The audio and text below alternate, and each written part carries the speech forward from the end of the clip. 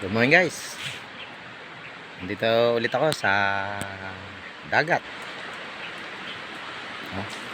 Kahit pala umulan, marami pa rin mga nagsuswimming.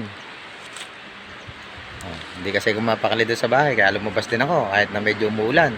Tambay lang ako rito pero hindi ako mag-swimming. Dito lang ako. Dito lang ako sa taas. Palipas lang ako ng oras dito.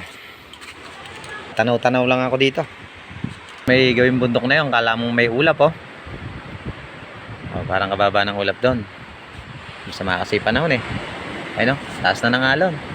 Tapos doon maraming tao doon, may nahatak sila doon. Okay, nahatak nila doon. Baka nanguhuli ng mga isda yung mga yan. Yan yung natatanong ko kanina na humihila. Yung pala hinihila nila, yung yung lambat. Ayan, tulong-tulong sila. Kung wala naman akong ginagawa, tutulong muna ako. Manghatak. Makikihatak-hatak din ako ng lambat dito.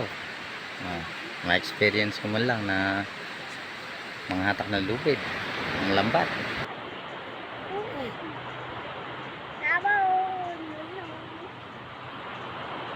Yan na lambat na yan. Ayun yung kabilang dulo, kabilaan pala yan. Ngayon itong gitna na to, ito yung hinahatak. Andito na yung isda.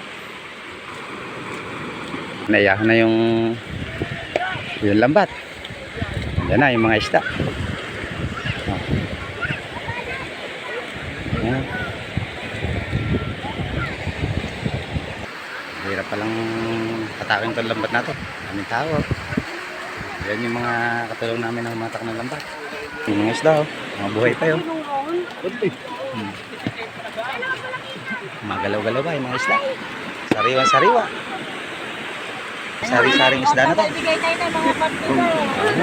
Ayan may nasamang pagi pero pinakawalan nila.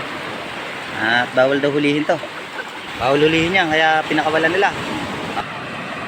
Tara na doon, balik ka na doon. Bumalik ka na doon. Bawal kang hulihin kaya doon. Balik ka na doon. Balik ka na. Balik ka na sa dagat.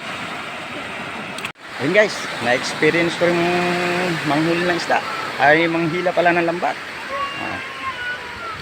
Okay, masaya. Medyo nakakapagod lang pero ayos. Masaya pala rito sa dagat pagka yung paahon na yung yung mga nang isda. Naka-experience na naman si Teoryang Payat. Ayos pala rito. Ganda pala yung mga nangingisda.